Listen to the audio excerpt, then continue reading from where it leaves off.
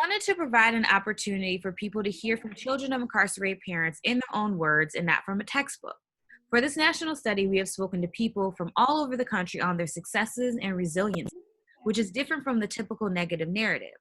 Each of them have a unique story of navigating parental incarceration. This is unique, and she would tell you about her story.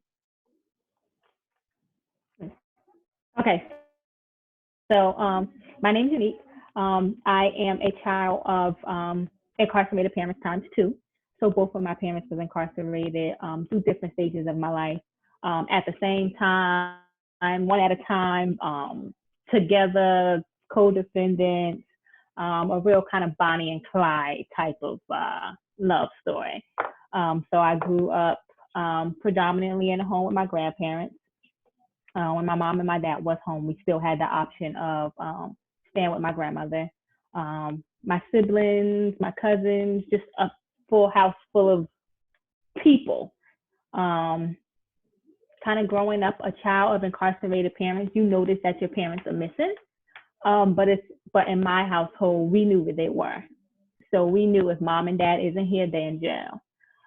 They're in prison. We knew that when we go inside a facility, we had to be pat down. You can't have any coins in your pockets unless it's for the vending machine. I grew up knowing that, like, just being prepared to stand in line, being prepared to not touch or hug your mom for too long in the visitation hall, not being able to sit on her lap too long, just kind of being able to develop a relationship with a parent kind of from a distance. I grew up writing letters. I grew up no phone calls. So we never really talked on the phone, only on holidays.